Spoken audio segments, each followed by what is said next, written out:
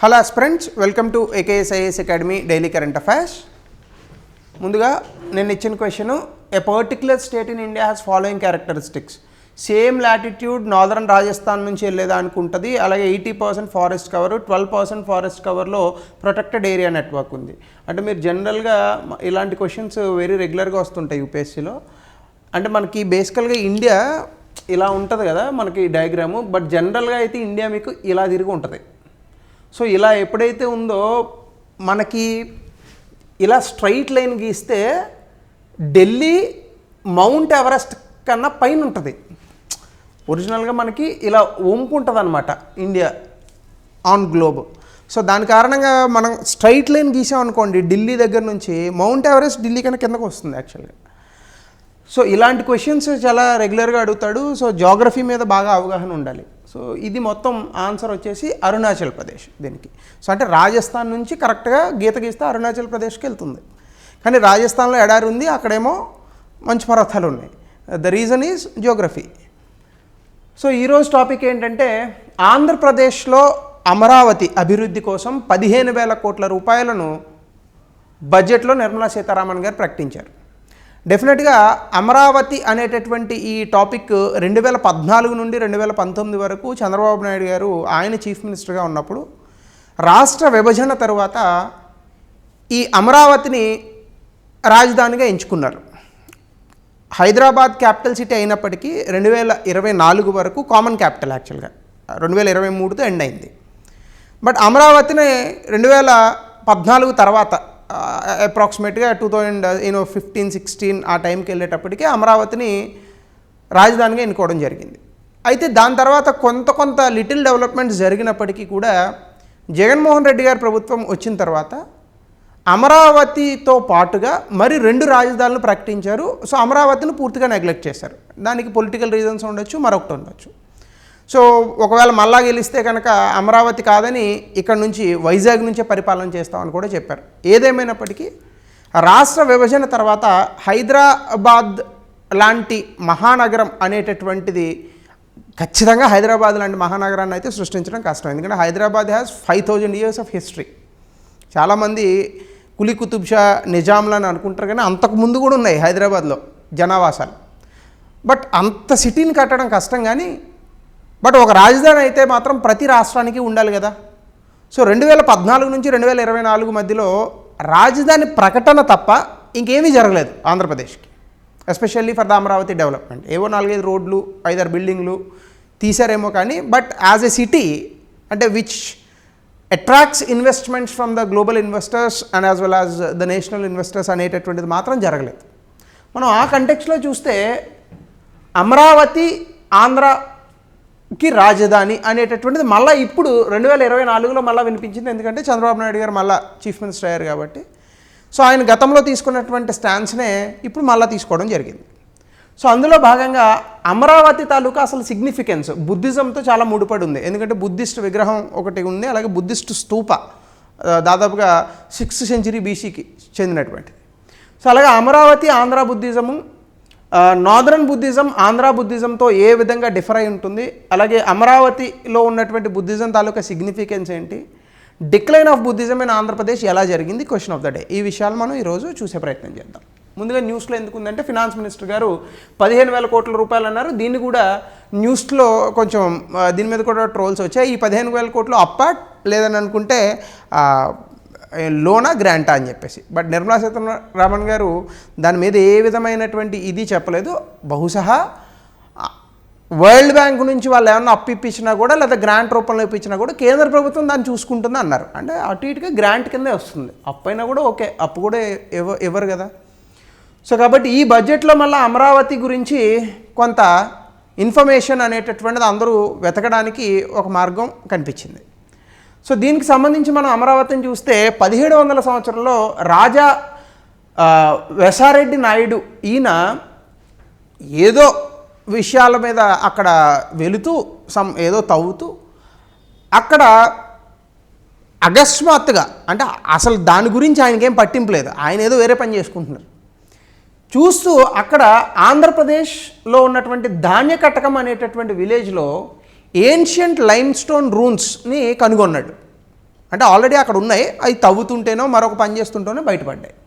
So అక్కడ ఉన్నటువంటి ఈ రాజుగారు అలాగే అక్కడ ఉన్నటువంటి లోకల్ పీపుల్ కలిసి కొంత తవ్వడంలో దానికి కొంచెం ఇబ్బందులు కలిగించినా కూడా బట్ ఈ విలేజ్ ఆఫ్ అమరావతి ఏదైతే ఉందో అందులో ఈ యొక్క బుద్ధిస్ట్ రూన్స్ అలాగే ఈ లైమ్ స్టోన్ ఈ కట్టడాలు ఏవైతే ఉన్నాయో ఈ స్తూపా చుట్టూ ఉన్నటువంటి కట్టడాలు ఇవి కనుగొన్నారు.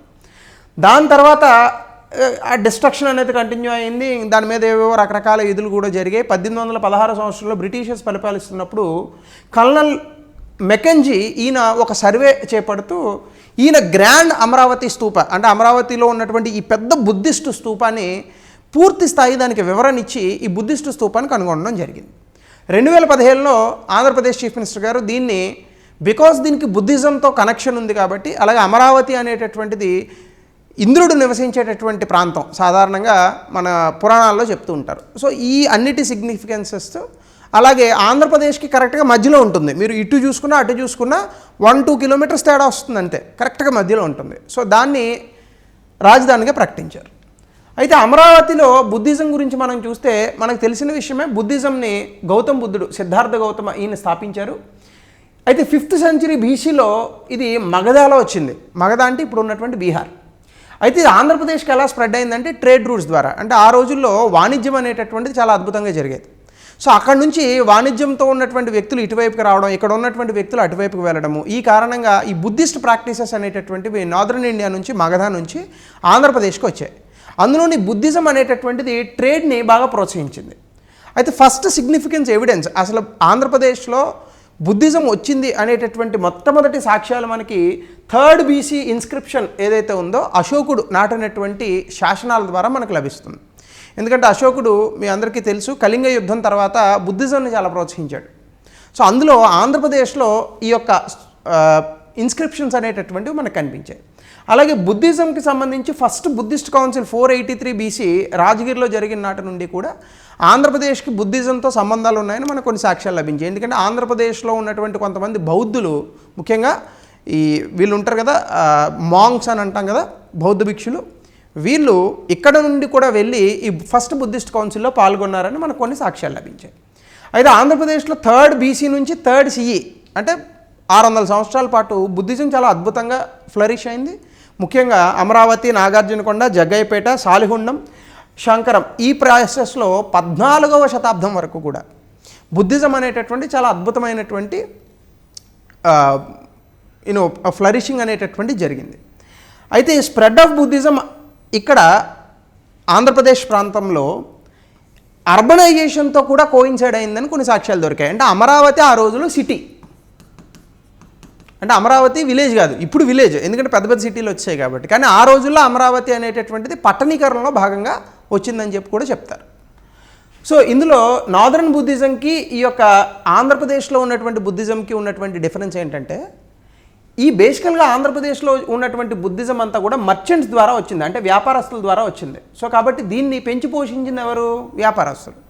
కానీ నార్దర్న్ ఇండియాలో ఉన్నటువంటి బుద్ధిజం రాయల్ ప్యాట్రనైజ్ అని అంటారు. ఇక్కడ మర్చెంట్ ప్యాట్రనైజ్ వచ్చింది, అక్కడ నార్దర్న్ ఇండియాలో రాయల్ ప్యాట్రనైజ్ అంటే అక్కడ రాజులు ఈ యొక్క బుద్ధిజంని ప్రోత్సహించడం జరిగింది. అది ఉన్నటువంటి మెయిన్ డిఫరెన్స్. అలాగే పొలిటికల్ రూలర్స్ తాలూకు ఇన్ఫ్లుయెన్స్ చూసుకుంటే ట్రేడర్స్ చాలా సక్సెస్ అయ్యారు. అంటే ఈ వాణిజ్యం చేసేటటువంటి వర్తకులు నార్దర్న్ ఇండియాకి వెళ్ళి ఈ బుద్ధిజం కారణంగా లేదా అక్కడి నుంచి ఇక్కడికి వచ్చి ఈ యొక్క వర్తకం చేయడం వల్ల చాలా లాభాలు ఆర్జించారు. ఈ ఆర్జించినటువంటి లాభాలు ఏవైతే ఉన్నాయో ఇవి ఇక్కడ ఉన్నటువంటి ఆంధ్ర పొలిటికల్ రూలర్స్ అంటే ఇక్కడ ఉన్నటువంటి రాజుల్ని ఎంతగానో మంత్రముగ్ధులను చేశాయి. సో దీని కారణంగా ఇక్కడ ఉన్నటువంటి రాజులు కూడా బౌద్ధాన్ని ఆంధ్రప్రదేశ్లో ప్రోత్సహించడం జరిగింది. ఎందుకు? లాభాలు వస్తున్నాయి, దాని ద్వారా పన్నులు వస్తాయి కాబట్టి. సో ఆ రకంగా జరిగింది. అలాగే బుద్ధిజం ఆంధ్రప్రదేశ్లో లోకల్ రిలీజియస్ ప్రాక్టీసెస్తో కలిసిపోయింది. అంటే మనం ఇక్కడ పూజించేటటువంటి నాగిని దేవతలు కానీ అలాగే మెగాలిథిక్ బరియల్స్ అంటే రాళ్లతో మన పూడ్చేటటువంటి క్రిమేషన్స్ కానీ ఇవన్నీ కూడా లోకల్ ట్రెడిషన్స్తో కలిసిపోయింది. అంటే బుద్ధిజంని యాజ్ ఇట్ ఈజ్గా నార్దర్న్ ఇండియాలో ఎలా అయితే వచ్చిందో అక్కడ నుంచి ఇక్కడ తెచ్చుకొని బుద్ధిజంని పాటించడం కాకుండా అక్కడున్న బుద్ధిజంలో ఉన్నటువంటి చాలా ఫీచర్స్ ఇక్కడ ఉన్నటువంటి ఆంధ్రప్రదేశ్ తెలుగు ఫీచర్స్తో కలిసిపోయాయి. సో ఆ రకంగా ఇంటిగ్రేషన్ ఆఫ్ లోకల్ ప్రాక్టీసెస్ అనేటటువంటి జరిగింది. Significance of Amaravati in Buddhism. Amaravati is renown for the birth place of Mahayana Buddhism. సాధారణంగా అమరావతిలో మనకి మహాయాన బుద్ధిజం వచ్చిందని చెప్తారు. బుద్ధిజంలో 3 రకాలు ఉంటాయి: హీనయాన, మహాయాన, థెరవాడ బుద్ధిజం. హీనయాన బుద్ధిజం, మహాయాన బుద్ధిజంలో మహాయాన బుద్ధిజం అనేటటువంటిది ఏంటంటే ఇక్కడ బుద్ధుణ్ణి విగ్రహారాధన చేస్తారు. కానీ హీనయాన బుద్ధిజంలో విగ్రహారాధన చేయరు. అక్కడ కేవలం మెడిటేషన్ ద్వారా, తపస్సు ద్వారా ఈ శాల్వేషన్ని పొందాలి, ముక్తిని పొందాలని చూస్తారు. కానీ ఇక్కడ విగ్రహారాధన చేస్తారు. యాక్చువల్గా బుద్ధిజంలో విగ్రహారాధన లేదు స్టార్టింగ్లో, కానీ ఇక్కడ మహాయాన బుద్ధిజంలో విగ్రహారాధన వచ్చింది. ఎందుకంటే ఆల్రెడీ ఆంధ్రప్రదేశ్, ఈ తెలుగు ప్రాంతాలలో, ఆంధ్ర, తెలంగాణ ఈ ప్రాంతాలలో విగ్రహారాధన ఉంది ఎప్పటి నుంచో. అలాగే మేజర్ బ్రాంచెస్ ఆఫ్ బుద్ధిజం ఈ పాత్ ఆఫ్ బౌద్ధిసత్వాస్ గురించి చెప్తూ ఉంటుంది. అలాగే ఒక గొప్ప బౌద్ధ భిక్షు, ఈవెన్ శాతవాహనులతో కూడా ఉన్నారు ఈయన అని చెప్తారు. ఆచార్య నాగార్జునుడు ఉన్నారు. ఈయన గొప్ప ఫిలాసఫర్ కూడా. ఈయన అమరావతిలోనే బతికారు. ఈయన మాధ్యమిక సిద్ధాంతాన్ని తీసుకొచ్చాడు. అంటే మధ్య మార్గం, అటు ఉండకూడదు ఇటు ఉండకూడదు, మాధ్యమిక మార్గం ఉండాలి. బుద్ధుడు చెప్పినటువంటి గోల్డెన్ మీన్ పాత్ లాగా అనమాట. సో అమరావతి నుంచి మహాయాన బుద్ధిజం అనేటటువంటిది చాలా ప్రాంతాలకు వెళ్ళింది. ఇక్కడ ఉన్నటువంటి south Asia, China, Japan, Korea, south east Asia ఈ ప్రాంతాల్లో ఎక్కువగా మహాయాన బుద్ధిజాన్ని వాడతారు. మీరు అందుకే చూడండి, అదేదో ఒకటి ఉంటుంది, సెవెంత్ సెన్స్ ఏదో సినిమా, అందులో ఇక్కడి నుంచి వెళ్ళి ఆయన కుంఫు ఏదో నేర్పిస్తాడు. మీరు అక్కడ చూస్తే బుద్ధుడిని అక్కడ విగ్రహారాధన చేస్తారు. సో మన దేశంలో ఒరిజినల్గా నేపాల్లో పుట్టినటువంటి బుద్ధిజం ఏదైతే ఉందో అక్కడ విగ్రహారాధన లేదు. ఈ బుద్ధిజం స్ప్రెడ్ అవ్వలా, కానీ సౌత్ ఇండియాలో అమరావతిలో వచ్చినటువంటి మహాయాన బుద్ధిజం స్ప్రెడ్ అయింది. So that is the greatness of religions. అయితే ఇది డిక్లైన్ ఎలా జరిగిందంటే ఆంధ్రప్రదేశ్లో శైవిజం అనేటటువంటిది, అంటే శివుణ్ణి పూజించేటటువంటి తత్వం అనేటటువంటిది చాలా విపరీతంగా పెరిగింది. మీరు భక్తి మూమెంట్స్ తర్వాత ఇవన్నీ చదువుకుంటారు. సో అందులో భాగంగా బుద్ధిజం అనేటటువంటి తగ్గిపోయింది. ఎందుకంటే శైవిజంలో కూడా విగ్రహారాధన అనేటటువంటిది చాలా అద్భుతంగా ఉంది. దాంతోపాటుగా సోషల్ ఇంటిగ్రేషన్ అంటే సామాజికంగా వ్యక్తుల్ని కలపడం అనేటటువంటి శైవిజం ద్వారా జరిగింది.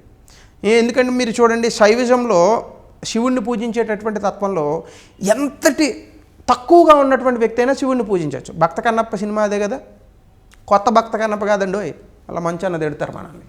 సో చైనీస్ ట్రావెలర్స్ 7th centuryలో చెప్పింది ఏంటంటే డిక్లైన్ ఆఫ్ బుద్ధిస్ట్ స్తూపాస్ అనేటటువంటి జరుగుతోంది ఇండియాలో. శైవిజం తాలూకు ఇన్ఫ్లుయెన్స్ పెరుగుతోంది, ఎందుకంటే అది చాలా నిర్మాణాత్మకంగా అలాగే సామాజికంగా వ్యక్తుల్ని దగ్గరికి తెచ్చేలాగా ఉంది అని చెప్పి కొంతమంది చైనీస్ ట్రావెలర్స్ రాశారు. అలాగే 3rd century BCలో అర్బనైజేషన్, ట్రేడ్ ఈ రెండు కూడా బుద్ధిజం స్ప్రెడ్కి ఉపయోగపడ్డాయి. అంటే పట్టణీకరణ, వాణిజ్యము. అయితే తర్వాత 600 సంవత్సరాల పాటు ఈ ఎకనామిక్ డిక్లైన్ అనేది వచ్చింది ఇండియాలో. సో దీని కారణంగా ఏమైందంటే ఇది ఎప్పుడైతే ట్రేడ్, అర్బనైజేషన్ అనేవి తగ్గినాయో బుద్ధిజం కూడా ఆటోమేటిక్గా తగ్గింది. అలాగే ఆంధ్రప్రదేశ్లో బుద్ధిస్ట్ ఇన్స్టిట్యూషన్స్ కూడా 4th centuryకి వచ్చేసేటప్పటికి, 4వ శతాబ్దానికి వచ్చేసేటప్పటికి చాలా వరకు తగ్గిపోయాయి. అలాగే ఇస్లాం ఎప్పుడైతే ఎంటర్ అయిందో సో డెఫినెట్గా వాళ్ళు ఇస్లామిక్ ఎస్టాబ్లిష్మెంట్స్ని ఎక్కువగా తీసుకొచ్చారు కాబట్టి ఆల్రెడీ శైవిజంతో ఇబ్బంది పడుతుంది కాబట్టి సో ఇస్లాం ఇన్ఫ్లుయెన్స్తో బుద్ధిజం ఇంకా తగ్గింది. సో ఇవన్నీ కూడా మనం కారణాలుగా చెప్పచ్చు. సో దీనికి సంబంధించి 2021లో ఒక ప్రశ్న ఇచ్చాడు. ఆన్సర్ ఏంటో మీరు కమెంట్ సెక్షన్లో చెప్పండి. Central Asian and Greco బ్యాక్టీరియన్ elements in Gandhara art. Gandhara కళలో మధ్య ఆసియా, గ్రీక్ బ్యాక్టీరియన్ అంశాలను హైలైట్ చేయండి. ఇది 150 నుంచి 200 పదాల్లో రాయండి. That helps your answer right. So ఇది అమరావతికి సంబంధించినటువంటి ఇన్ఫర్మేషన్. సో మన బడ్జెట్లో ఇచ్చినటువంటి ఆ 15,000 కోట్లకి పెద్దగా వివరాలు ఇవ్వలేదు. సో కాబట్టి దట్స్ ద ఎండ్ ఆఫ్